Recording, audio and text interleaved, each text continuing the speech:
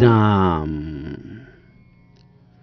आपल्या सर्वांच्या हृदयस्थ वसणाऱ्या आत्मारामास साष्टांग प्रणिपात करून गोस्वामी तुलसीदास रचित श्री रामचरितमानस या ग्रंथातील जो 6ष्ठ सोपान लंकाकांड याचं आपण चिंतन करत आहोत. सज्जनहो, हे आपलाच कथाचिंतन क्रमांक 1004. आपण गेल्या चिंतन प्रवाहामध्ये अंगद रावणाच्या संवादामधून प्रभू रामचंद्रांच्या या रूपाला जे रावणाने एक मानव या रूपाने संबोधित केलं, ज्या शब्दाचा अंगदाला विशेष क्रोध आला, त्या मानव रूपाला रावण कशा चुकीच्या पद्धतीने समजत आहे याचं चिंतन बघितलं. अंगदाने रावणाला जणू काही या सभेमध्ये चूप करून टाकलेला आहे. हा परमात्मा मानव रूपामध्ये आला म्हणून तो मनुष्य होत नाही, तो केवळ नर राहत नाही. आणि यासाठी अंगदाने 13 उदाहरणं रावणाच्या समोर ठेवली, ज्यामध्ये प्रामुख्याने कामदेव हा काही धनुर्धारी आहे का, गंगाजी काही नदी आहेत का, कामधेनू काही पशु आहे का, कल्पवृक्ष काय झाड आहे का, अन्न हे केवळ एक दान आहे, अमृत काही रस आहे का, गरुडजी पक्षी आहेत का, शेषजी सर्प आहेत का, चिंतामणी हा केवळ एक दगड आहे का, वैकुंठ हे एक सर्वसाधारण लोक आहे का, आणि प्रभू रामचंद्रांची भक्ती ही इतर लाभांसारखी आहे का. आणि शेवटच्या टप्प्यामध्ये अंगदाने प्रश्न केला की ज्या हनुमंताला तू महाबलशीला म्हटला, ज्याने तुझ्या पुत्राला ठार केलं, या लंकेचं दहन केलं, तुला धडा शिकवला, अशा या हनुमंताला देखील तू केवळ वानर समजतोस?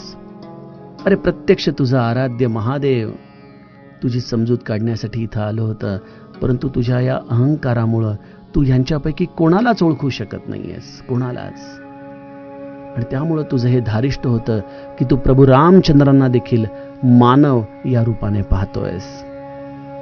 हरी आणि हराला जिथं अपमानित केलं जातं, अशा ठिकाणी त्या व्यक्तीची जीभ हासडावी किंवा तिथून निघून जावं, हा जो माता सतीने दिलेला बोध होता.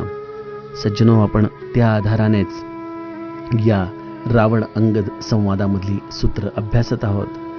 आता अंगद रावणाला भविष्य काळामध्ये नेमकं तुझ्यासाठी काय लिहून ठेवलं आहे याचं चिंतन या चौपायांमधून सांगू लागतो.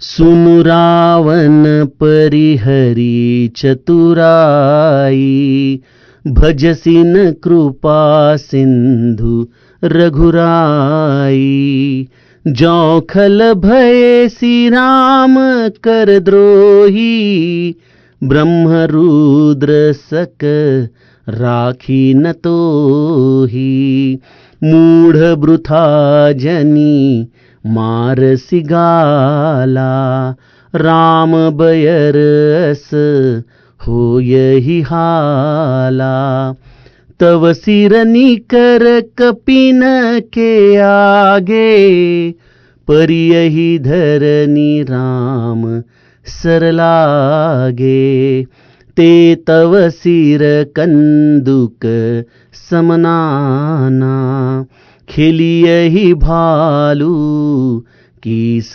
चौगाना, जब ही समर कोपी रघुनायक, छुटियहि अति कराल बहुसायक, तब की चली ही असगाल तुम्हारा, अस बिचारी भजू राम उदारा, सुनत बचन रावण पर जरा, जरत महानल जनुघृत परा, कुंभकर्ण अस बंधु मम सुत प्रसिद्ध सकरारी, मोर पराक्रम नहीं सुनेही, जितेऊ चराचर झारी सियावर, रामचंद्र प्रिय हो.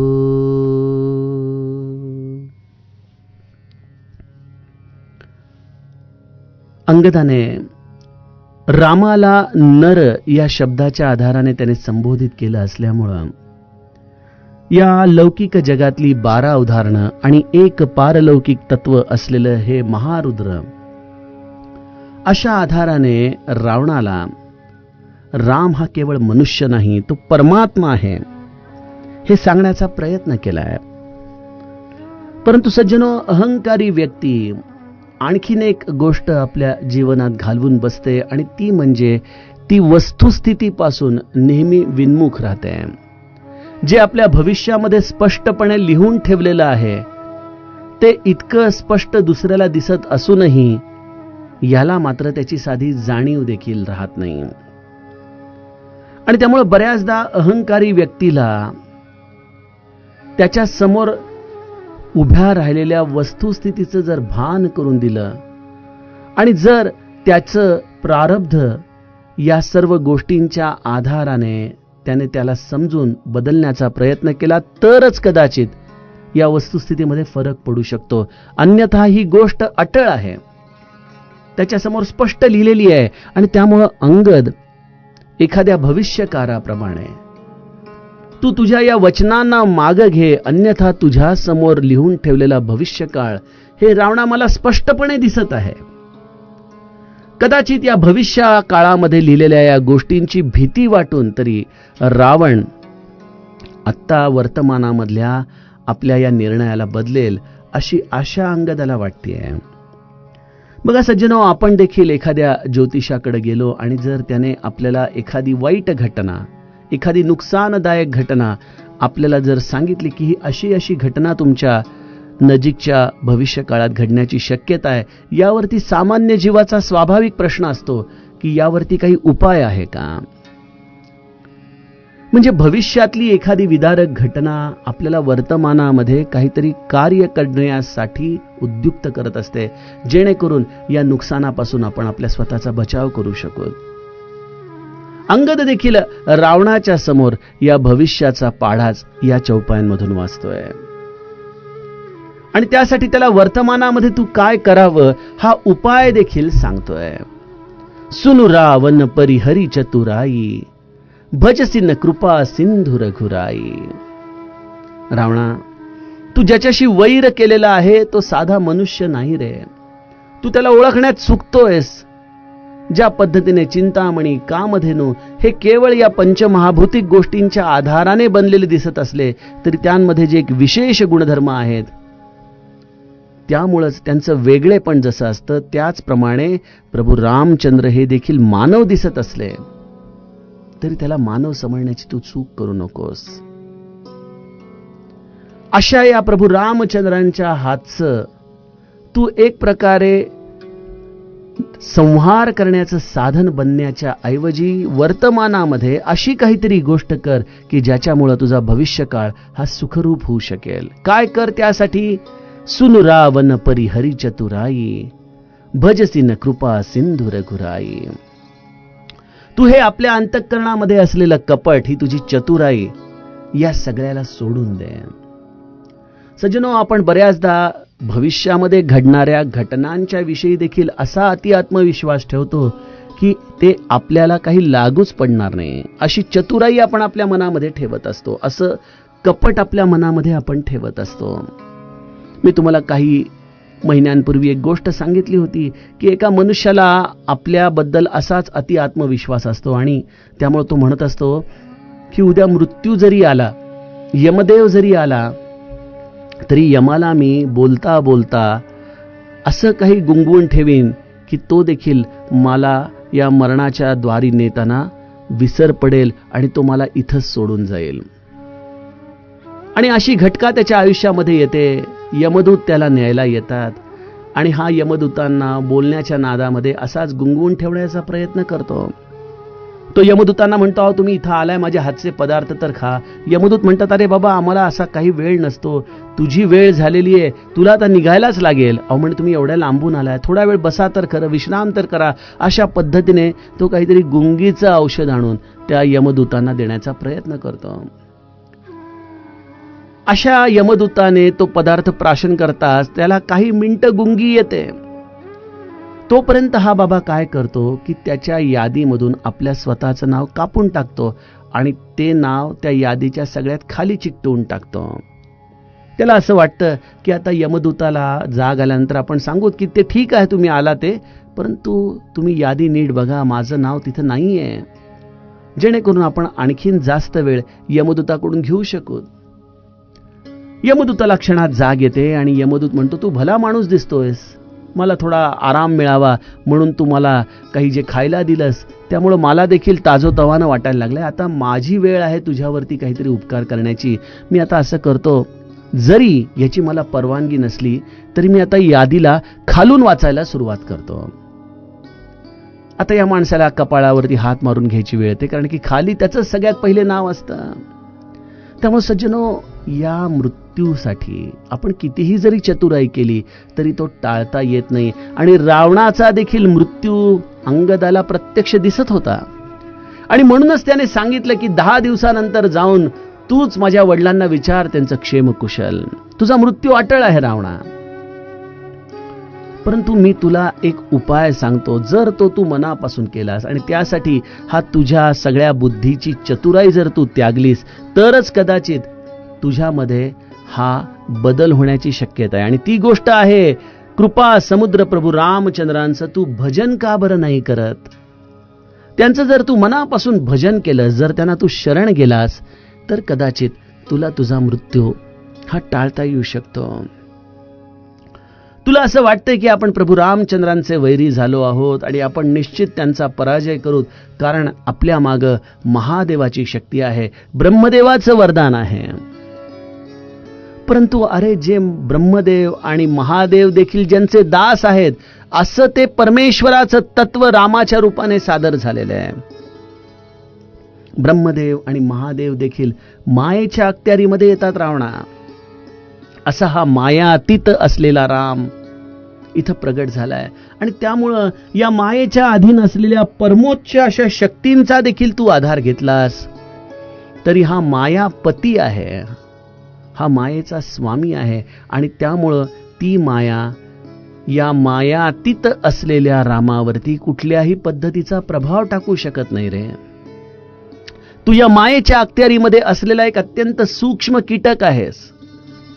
मायेमधून जर बाहेर पडायचं असेल तर एकच मार्ग आहे, तो म्हणजे शरणागतीचा, तो म्हणजे प्रभू रामचंद्रांच्या भजनाचा.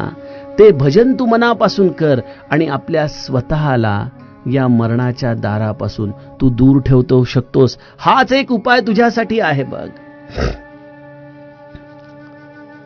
आता अंगदाने किती साधा सरळ उपाय रावणाला सांगितलाय स्वतःचा जीव वाचवण्यासाठी. बघा, मनुष्याला सगळ्यात जास्त भीती ही स्वतःच्या प्राणाची असते आणि मग या अशा प्राणरक्षणासाठी अनेकदा आपली इच्छा असो किंवा नसो, आपण जी गोष्ट सांगितलेली आहे ज्याच्यामुळे हा मृत्यू टळू शकतो ती करायला तयार होतो, होय की नाही? रावणाला जर आपल्या या स्वतःच्या या भवितव्याची थोडी जरी जाणीव झाली असती तर कदाचित अंगदाने दिलेल्या या उपायाची त्यांनी अंमलबजावणी केली असती. परंतु या अहंकाराने जणू काही दूरदृष्टी गमावलेला हा रावण, आपल्याला मरण येणारच नाही, आपल्याला कोणी मारूच शकत नाही, या अशा अहंकारामुळं डोळ्यावरती इतकी जाड पट्टी लावून बसलाय की त्याला या अंगदाच्या या सर्व वचनांना एक थोतांड या रूपाने तो बघतोय. मूड वृथा जनी मारसी गाला, राम बयर अस होय ही हाला. अरे मूर्खा, व्यर्थ अशा बढाया मारू नकोस, स्वतःचं बळ दाखवण्याचा प्रयत्न करू नकोस. तुझं बळ हे जणू काही सूर्यासमोर काजव्याचा प्रकाश असावा, त्याप्रमाणे रामाच्या समोर तुझ्या बळाची अवस्था आहे. प्रभू रामचंद्रांशी वैर करण्याने तुझी जी काही दशा होणार आहे ना रावणा, हे सांगताना देखील माझ्या अंगावरती रोंगटे उभे राहतात रे. कारण जे चित्र मला रणांगणाचं दिसतंय ते चित्र अत्यंत भयावह आहे. माझी अशी विनंती आहे तुला, माझी अशी आशा आहे तुझ्याकडून की ते चित्र तू थोडा वेळ तरी आपल्या अंतःकरणामध्ये बघण्याचा प्रयत्न कर. काय दशा होणार आहे तुझी रणांगणामध्ये. तव सिर निकर कपिन के आगे, परियहि धरनी राम सर लागे. जेव्हा तू प्रभू रामचंद्रांच्या समोर जाशील या रणांगणामध्ये युद्ध करण्याच्या हेतूने, अरे युद्ध करणं तर फार लांबची गोष्ट आहे, प्रभू रामचंद्रांच्या निकट जाणं देखील तुला शक्य होणार नाही. कारण तू जेव्हा प्रभू रामचंद्रांच्या दिशेने चालत येत असशील त्याच वेळेला प्रभू रामचंद्र आपल्या तीव्र बाणांच्या आधाराने तुझ्या दाहीही मुखांना एकाच वेळेला उडवून लावतील. एकाच वेळेला. आपल्याला लहानपणी तो लगोरीचा खेळ खेळायचो बघा आपण.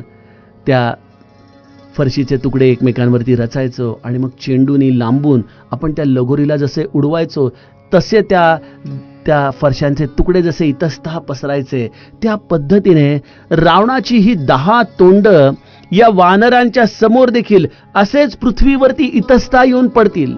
जसा एखादा चेंडू येऊन पडावा त्याप्रमाणे रावणाची ही सगळी शिर या वानरांच्या समोर पडतील. त्याचं धड हे शिरा वेगळं होईल. आधीच अत्यंत भयानक असलेला हा रावण शिराशिवाय कसा दिसू शकेल? असा हा भयावह मृत्यू जणू काही या रावणाचा अंगद काही काळावरती जो आलेला आहे तो पाहतोय आणि अंगद त्याला त्याची जाणीव करून देतोय. सज्जनो, अशी जाणीव सद्गुरु राया देखील प्रत्येक जीवाच्या अंतरंगामध्ये जाणून असतो. काही जणांना तो व्यक्तपणे सांगतो, काही जणांसाठी ती अव्यक्त भावना असते. इंदोरच्या किसनराव भगतला कर्मधर्म संयोगाने त्याचं भवितव्य श्री महाराजांची असलेली मानस लेख ताई याने सांगितलं. आपल्याला तो प्रसंग जाणताच की किसनराव भगत हा इंदोरचा अबकारी अधिकारी होता. सरकारी खात्यामध्ये असल्यामुळं विशेष ज्याच्यामध्ये एक ताठा असतो तशी त्याची अवस्था. तो पारतंत्र्याचा काळ आणि त्यामुळं जेव्हा श्री महाराजांचं हे वाढतं वर्चस्व, त्यांचा असलेला हा प्रभाव त्याने जाणला, त्यावेळेला तो आपल्या सरकारी रुतब्यातून त्यांना धाक दाखवण्यासाठी गेला आणि म्हणाला, असे 56 बुवा आम्ही बघितलेत, ही सगळी तुमची दुकानदारी बंद करा. अशा पद्धतीने त्याने श्री महाराजांना खडसावण्याचा प्रयत्न केला. महाराज म्हणाले, अहो आम्ही तर सामान्य एक दीनदास आहोत, रामाचं नाम आम्ही घेतो, काही ते मला सांगू नका. तुम्ही जर खरे संत असाल तर मला माझं भविष्य सांगा, बघू बरं किती कळतं तुम्हाला. असं त्या अबकारी अधिकाऱ्याने महाराजांना विचारताच महाराज म्हणाले, अहो मी तुम्हाला सांगितलं ना, आम्ही एक रामाचे साधे दास आहोत, आम्हाला काय कळणार. हो, पण ही माझी ताई आहे ना, ती खूप हुशार आहे, ती काहीतरी सांगेल. असं म्हणून ताईच्या पाठीवरती श्री महाराजांनी थाप मारली. ताई लगेच मांडी घालून खाली बसली आणि तिच्यामध्ये प्रत्यक्ष ती जगदंबा जणू काही संचारली आणि त्याच्याकडे पाहत ती त्याला म्हणाली की एका आठवड्यामध्ये तुझी दोन्हीही मुलं मरणार आहेत, त्याच्या पाठोपाठ तुझी बायको देखील जीव देणार आहे आणि त्यानंतर तुझ्यावरती देखील सरकारी कामकाजामुळं एक खूप मोठं बालंट येणार आहे. हे ऐकल्यानंतर हा किसनराव थोडासा कचरला. त्याला वाटलं की अरे ही काय बोलून गेली, परंतु तरी देखील या अहंकारामुळं ऐकून न ऐकल्यासारखं करत छद्मीपणाने हसत तो तिथून निघून गेला. आणि त्या ताईच्या मुखातून जी प्रत्यक्ष ही जगदंबा बोलून गेली त्याचप्रमाणे घटना घडू लागल्या. त्याची मुलं दुपारची वेळ होती आणि मैदानामध्ये खेळत होते. तो मैदान नव्हतं तर तो कोरडा ओढा होता आणि मागची धरणाची दरवाजे उघडले गेले आणि बघता बघता या मुलांना खेळण्याच्या नादात लक्षात आलं नाही आणि त्या कोरड्या ओढ्यामध्ये आलेल्या पाण्याच्या लोंढ्यात ही दोघंही जण वाहून गेली. आपली दोन्ही मुलं गेल्याचं दुःख पाहून ती माऊली देखील जास्त काळ तग धरू शकली नाही. तिने देखील विहिरीमध्ये उडी मारून आपला जीव दिला. आणि त्यानंतर काही दिवसातच भ्रष्टाचाराच्या प्रकरणात या किसनरावला अटक झाली. त्याला तुरुंगाची हवा खावी लागली. हो, त्याचं नव्हतं होऊन गेलं 1-2 महिन्यामध्ये आणि त्यामुळं तो हादरून गेला. त्याला लक्षात आलं की आपण ज्या श्री ब्रह्मचैतन्यांच्या बद्दल मनामध्ये अशी अडी ठेवली ही त्याची शिक्षा आपल्याला मिळाली आहे. आणि त्यामुळे तुरुंगातून सुटल्यानंतर तो महाराजांच्या जवळ आला. अत्यंत हतबल झाला होता, असहाय्य झाला होता आणि महाराजांच्या चरणी पडून ओक्साबोक्षी रडू लागला. म्हणाला, महाराज मला आता तरी स्वीकाराल को, मी तुमचा अपमान केला याची मला ही शिक्षा मिळाली ना महाराज. महाराज म्हणाले, अरे अरे असं नको म्हणूस, माझा राम परम दयाळू आहे, तो कोणाचेही दुःख पाहू शकत नाही. बरं एक लक्षात घे, या सगळ्या गोष्टी होणारच होत्या, हे केवळ तुला आधी कळालं त्यावेळेला जरी तू माझ्याजवळ आला असतास तरी मी तुला स्वीकारलंच असतं. बरं बाळा, असू दे, आता झालं गेलं सोडून दे, परंतु आता तू नामस्मरणाला लाग, असं म्हणून श्री महाराजांनी त्याला नामाचा मंत्र दिला आणि त्याने इतकं झपाटून नामस्मरण केलं की तो अबकारी अधिकारी किसनराव भगत या नावाने इंदोरमध्ये सगळ्यांना जाणला जाऊ लागला. सज्जनो, भविष्य असं कळाल्यानंतर मनुष्य कित्येकदा त्या भविष्याच्या भीतीने तरी आपलं वर्तमान सुधरवतो किंवा कित्येक अहंकारी लोक या भविष्याकडे देखील कानाडोळा करतात. रावणाला देखील अंगद त्याच्या समोर ठेवलेली वस्तुस्थिती सांगतोय की तुझी ही दाही ही तोंड रामाच्या बाणाने अशी या वानरांच्या समोर एखाद्या चेंडू सारखी येऊन पृथ्वीवरती पडणार आहेत. ते तव सिर कंदुक समनाना खेलिय ही भालू की सचौगाना. आणि हे सगळे आमचे वानर आधीच त्यांना मरकटलीला प्रिय, आणि त्यामुळं जेव्हा तुझं शिर असं जमिनीवरती पडेल त्यांना असं वाटेल की जणू काही एक चेंडूच आपल्या समोर खेळायला टाकलाय, आणि त्यामुळं अस्वल आणि वानर तुझ्या या शिराला लाथा मारत चेंडू सारखं खेळत बसतील. ही दाही ही शिर अनेक लाथा खात या रणांगणावरती खेळवले जातील, लाथाडले जातील. विचार कर रावणा, ज्या मुखांच्या आधाराने तू एवढा अहंकार बोलतोयस ते शिर कशा पद्धतीने या वानर आणि अस्वलांकडून खेळवली जाणार आहेत. हे सगळं घडणार आहे, ही वस्तुस्थिती आहे. हेच तुझं प्राक्तन आहे. कारण प्रभू रामचंद्रांचा युद्धामध्ये जो कोप आहे ना, ज्याच्या समोर प्रत्यक्ष काळ देखील टिकू शकत नाही, महाकाळ विक्राळ तोही थरारी, अशी या प्रभू रामचंद्रांच्या सामर्थ्याची अवस्था आहे. तू तर एक सामान्य राक्षस आहेस रे त्याच्या समोर. आणि त्यामुळं प्रभू रामचंद्रांचा कोप जेव्हा तुझ्यावरती होईल त्यावेळेला त्यांच्या या तीक्ष्ण बाणांच्या मुळं तुझी जी हालत होणार आहे, हेच जणू काही मी वस्तुस्थिती तुझ्या समोर प्रगट करतोय. आता तरी सुधर रे रावणा, तुझी अजूनही वेळ गेली नाही. अजूनही तू प्रभू रामचंद्रांना शरण जा, त्यांचं भजन कर. आणि जर ते तू ऐकलं नाहीस आणि ज्या पद्धतीने तू आत्ता या फुशारक्या मारतोयस, आत्ता तू या बढाया मारतोयस, जेव्हा रणांगणामध्ये तू असा एकटा असहाय्य असशील, निहत्ता असशील, ज्या वेळेला सर्व बाजूने तुझ्या या अस्त्र शस्त्र मुलं बाळ राक्षस या सगळ्यांचे आधार तुझे सुटले असतील, अशा वेळेला प्रभू रामचंद्रांचे येणारे तुझ्याकडचे तीक्ष्ण बाण याचा तू विचार कर. कुठले शब्द तुझे उपयोगाला येणार आहेत त्यावेळेला? तू या ज्या मारत असलेल्या पोकळ बढाया आहेत त्या तुझ्या त्यावेळेला उपयोगाला येणार आहेत का? सज्जनो, आपण समाजामध्ये अशी अनेक लोक बघतो की जे अवसान तर खूप आणतात. एखाद्या गोष्टीमध्ये आपण कशा पद्धतीने समोरच्याला धडा शिकवत याविषयी ते अनेक वल्गना देखील करतात. परंतु गंमत अशी आहे की प्रसंग आल्यानंतर मात्र त्यांची जी वाताहत होते त्यामुळं त्या वल्गनांचा देखील त्यांना आठव राहत नाही, अशी परिस्थिती होते त्यांची. अनेक युद्धांमध्ये आपण बघितलेलं आहे की मोठे मोठे संकल्प करून, मोठी मोठी स्वप्न बघून शत्रू पक्ष दुसऱ्यावरती हल्ला करतो, परंतु समोरच्या पक्षाचा अंदाज न आल्यामुळं त्यांची अशी काही त्रेधा तिरपीट उडते की या सगळ्या वल्गना हवेमध्ये विरून जातात आणि स्वतःचा प्राण रक्षण करत करत कसं बसं आपला प्राण सांभाळत त्यांना या युद्धामधून माघार घ्यावी लागते. अंगद देखील रावणाला म्हणतो की तुझी देखील तशीच अवस्था होणार आहे आणि त्यावेळेला या बढाया तुझ्या काही उपयोगाला येणार नाहीत. हो, परंतु एक गोष्ट आहे की जी तुला त्याही वेळेला वाचवेल, किंबहुना त्या वेळेपासूनच वाचवेल, तशी वेळच तुझ्यावरती येऊ देणार नाही, आणि ती गोष्ट आहे अस बिचारी भजू राम उदारा. हे सगळं काही टाळता येण्यासारखं रावणा.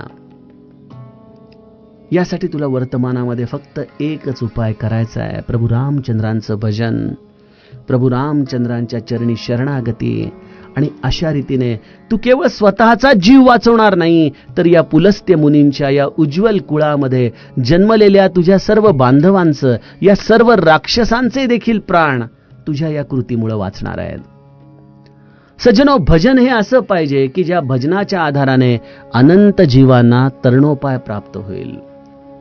अशी संधी आज खरं तर रावणाकडे आहे. त्यांनी केलेल्या या सर्व अपराधांमधून त्याला क्षमा प्रार्थी होण्याचा हा एक मार्ग उपलब्ध आहे. आणि त्याचबरोबर ह्या निमित्ताने या लंकेमधल्या अनेक राक्षसांचे देखील प्राण वाचवण्याची संधी रावणाच्या समोर उपलब्ध आहे. परंतु रावण या संधीच्या आधाराने भगवंताचं भजन करणार का? काय झालं असेल जेव्हा अंगदाने अशा पद्धतीने रावणाला त्याचा भविष्यकाळ सांगितला? ज्याप्रमाणे तो अबकारी अधिकारी किसनराव हे भविष्य ऐकल्यानंतर देखील असा छद्मीप्रमाणे हसून तिथून निघून गेला, त्याचप्रमाणे रावणाला त्याच्या या मंत्रीगणांच्या समोर अंगद जेव्हा या भविष्याची चित्र रंगवू लागला, त्यावेळेला रावण हा अधिक संतापलाय. अंगदाची वचनं ऐकून तो अधिक भडकलाय. गोस्वामीजी म्हणतात, जणू काही धगधगत्या अग्नीमध्ये तूप पडल्यानंतर जसा त्या अग्नीचा अधिक भडका व्हावा, त्याप्रमाणे अहंकारी रावणाला अंगदाची ही वचनं ऐकल्यानंतर त्याच्या संतापाचा अग्नी देखील असाच धगधगू लागलाय. असं वाटत होतं की जणू काही आत्ताच्या क्षणी हे युद्ध करावं आणि या अंगदाला दाखवावं आपली शक्ती काय आहे. परंतु आपण स्वतः बोलून बसलोय की आम्ही नीती जाणतो, आम्ही धर्म जाणतो, आणि त्यामुळे या अंगदाची वचनं ही अत्यंत कटू असली तरी देखील त्याच्यावरती हल्ला करणं किंवा त्याला दंड करणं हे आता आपणच मांडलेल्या या शब्दांमुळे आपल्याला शक्य नाहीये. अशा या रावणाला आता सर्व बाजूनी शब्दबंदी पडल्यासारखी अवस्था झाली आहे. त्याचे विचार कुठेतरी खुंटीत झाल्यासारखे झालेत. आणि ज्या ज्या वेळेला असे विचार खुंटीत होतात त्या त्यावेळेला एकच गोष्ट असते की तो संताप बेधडकपणे अविवेकाने जे मनाला येईल ते बोलू लागतो. कुंभकर्ण अस बंधु मम सुत प्रसिद्ध सकरारी, मोर पराक्रम नहीं सुनेही जीते हूं चराचर झारी. रावण अंगदाला म्हणतो, वा रे वा, माझं शिर खाली पडेल आणि त्याच्या आधाराने हे वानर आणि अस्वल चेंडूप्रमाणे त्याच्याशी खेळतील. अरे, माझ्यापर्यंत येण्यासाठी तुम्हाला खूप अंतर पार करायचंय. माझ्या समोर असलेली तटबंदी तुम्ही जाणत नाही. एकाहून एक सरस पराक्रमी राक्षस माझ्याकडे आहेत, आणि त्यातही जर तुम्ही ह्यांना भेदून माझ्यापर्यंत येऊ लागला तर एका खूप मोठ्या तटबंदीला तुम्हाला पार करायचंय ज्याची तुम्हाला कल्पना देखील नाही. आणि त्याचं नाव आहे कुंभकर्ण अस बंधु मम सुत प्रसिद्ध सकरारी. कुंभकर्णासारखा माझा भाऊ आहे. हा इंद्राचा शत्रू सुप्रसिद्ध मेघनाथ हा माझा पुत्र आहे. या इंद्रजिताने या समस्त स्वर्गाला भयभीत करून टाकलंय. त्यांच्या असलेल्या या समस्त भोगांचं त्याने अपहरण करून आणलंय.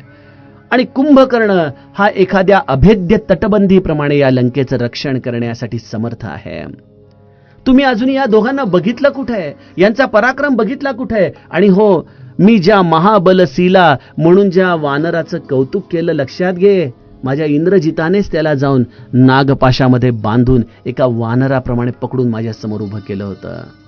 तुला माझ्या मेघनाथाचा काय पराक्रम माहिती रे? बघा सज्जनो, जेव्हा अशा पद्धतीने हृदयात कुठेतरी भय निर्माण होतं ना, तेव्हा अहंकारी व्यक्ती या इतर आधारांचा सहारा घेऊ लागतो. निश्चितपणे अंगदाच्या वचनांनी रावणाच्या समोर एक असं भयानक चित्र उभं राहिलेलं आहे की आपली शिर रणांगणावरती पडली आहेत, वानर अस्वल त्याच्याशी खेळतायत. आणि मग अशा या भीतीपासून मुक्तता करण्यासाठी रावण आपल्या स्वतःच्याच मनाचं सांत्वन करतोय की अरे कसं होणं शक्य आहे. हे सगळं करण्यासाठी त्यांना सर्वप्रथम माझ्या कुंभकर्णाला आणि इंद्रजिताला हरवावं लागेल, जे केवळ अशक्य आहे. आणि एवढं सगळं केल्यानंतरही आपण काही हातात बांगड्या थोडी घालून बसलेलो आहोत. आपण देखील विलक्षण सामर्थ्यवान आहोत. आणि त्यामुळं रावण कुंभकर्ण इंद्रजित यांचा पराक्रम सांगून झाल्यानंतर अंगदाला म्हणतो की ह्या पलीकडे जो माझा पराक्रम आहे तो तर तू अजूनही ऐकलेलाच नाही. मी तर तुला केवळ परमार्थाच्या आधाराने सांगितलं की मी कैलास उचलला, मी महादेवाला प्रसन्न केलं, परंतु रणांगणामध्ये या रावणाचा पराक्रम तू अजूनही ऐकलेलाच नाहीस. हा रावण रणांगणामध्ये ज्या विजिगुषी वृत्तीने लढतो याची तुला जाणीव नाही, तो पराक्रम तू पाहिलेला नाहीस. आणि त्यामुळे सर्वप्रथम या कुंभकर्ण आणि मेघनाथाचा पराभव झाल्यानंतर या रावणाशी तुम्हाला 2 हात करायचे आहेत. कोण आहे मी, जो जड चेतन समस्त जगताला जिंकून या लंकेचं राज्य सांभाळत आहे? असं कोण आहे या जगामध्ये जे या रावणाशी 2 हात करू इच्छित आहे? असं कोण आहे ज्याला आपल्या मृत्यूला पासून लांब जाण्याची इच्छा नाहीये?